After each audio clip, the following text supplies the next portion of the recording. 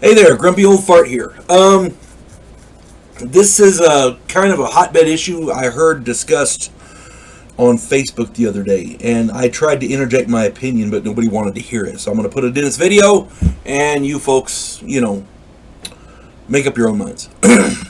I've seen a trend lately that, in my opinion, is kind of disturbing. Dungeon masters are taking money from players to run games. Players are literally paying money to play in D&D games. And in some cases, it's a substantial amount of money. Maybe it's because I'm an old fart, I don't know, but to me, this seems wrong. I'm not talking about everyone chipping in for snacks.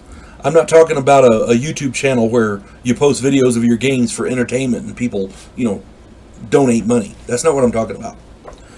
I'm talking about a dungeon master charging X amount per player to sit in and play in their game.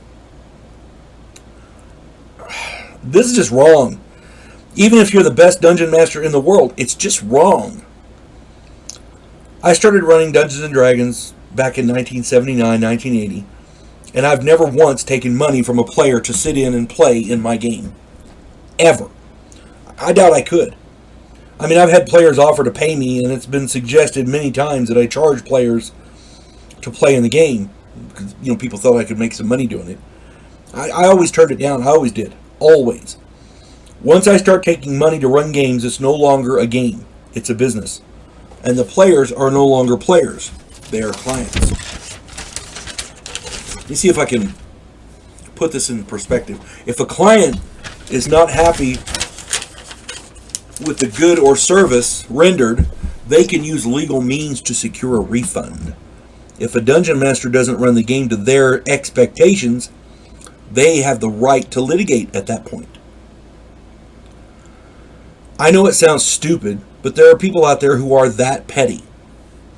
Player D, who is a crappy player and is never prepared for the game and is a troublemaker and always late and blah, blah, blah, blah. He's not his character isn't a god by level 3 and is in fact stuck at level 3 while the rest of the players are level 8 because he really is a crappy player, is dissatisfied and wants his money back. He's been playing for a year, once a week, at $10 per game session, so he demands his $520 back. You see what I'm saying? Because everything about this game could be considered subjective, he has a legal case. It would be easier just to refund his money.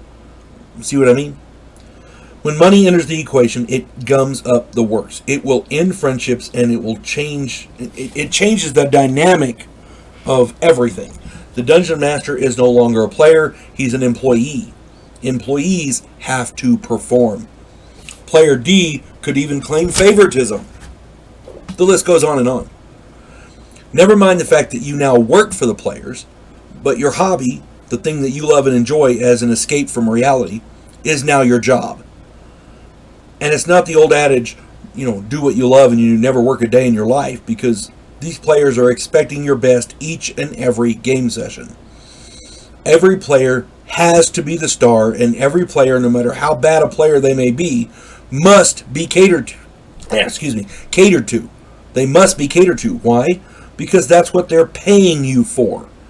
You no longer run your game. They own you. They own your game. You're just the guy with they own the wagon. You're just driving. They're the guy with the reins sitting up front. If I go to a restaurant and my steak is burnt, I get my money back and I don't eat there again.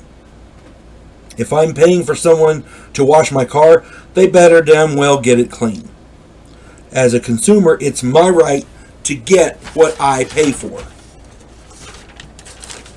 When your players pay you to run a game, that game had better be perfect, with each of them having fun, each of them being successful, and each of them having no interruptions. You can't have any interruptions, period. Your presentation of the game had better be pristine, with exceptional play aids and plenty of supplies, and you had better know the rules inside and out. And you have to play exactly by the book. Exactly. No deviations. The very minute one of your players is not 100% satisfied, or you don't have to actually play by the book, But whatever rules you're going to change, you have to set that out at the beginning so everybody understands it. The very minute one of your players is not 100% satisfied, expect complaints. Remember, in customer service, quote, the customer is always right. Many customers believe that. One last thing. Many players are very shallow and have no concept of work or risk versus reward. They will look at the arrangement as, I'll play for a few months and my character will be a god. And since that's what they're paying for, you have two options. Give them what they want or decline their application to play and refuse their money. Be very careful about this because these self-absorbed, ignorant assholes do exist. I use this term, I used this question the other day in that discussion, and nobody had an answer. How much will you charge just to make them a god? You see what I'm saying? A player comes in and he says, oh yeah, I agree to all your terms. And by level 3, I don't understand why my character's not powerful yet. Because you're level 3? Well, that's not right, because they're level 4, that guy's level 7. Well, he does more, he plays better, he earns more experience. Well, you can't do that. The game says, boom, according to the game, you pay for the monsters killed. You never swing at anything, you hide. Well, that's not fair. My character's not a combat person. Then why are you arguing about combat? And it goes on and on and on and on and on. Essentially, this guy wants his character to be a god, and in order to do that, he needs a recognized game master to legally do it. How much will you charge to make his character a god? That's what it boils down to. I don't play that.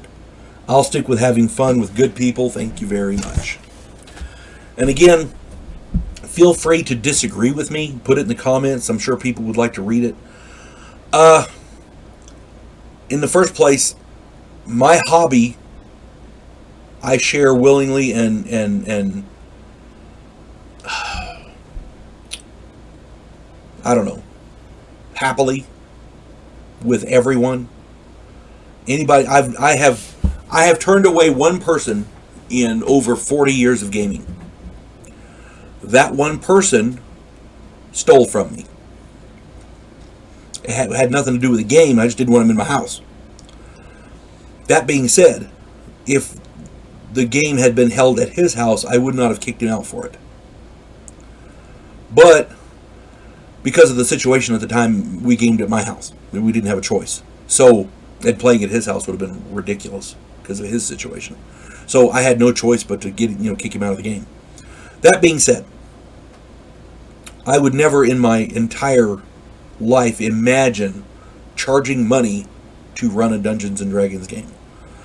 I've had people chip in money for snacks, and I've had people do that, but if we play it in my house, I've got my own snacks. The point being, if you're going to take money as a dungeon master to run a game, you need to be very, very careful how you do it. And you need to be very picky about who you allow in your game. Because there are those self-absorbed, shallow assholes who are going to use every opportunity. They're going to take every opportunity to twist everything. And since they're paying, they have a right to get what they pay for. That's consumerism. Hope this finds everybody well, and feel free to, like I said, feel free to disagree. Put some comments in there if you want. That's cool.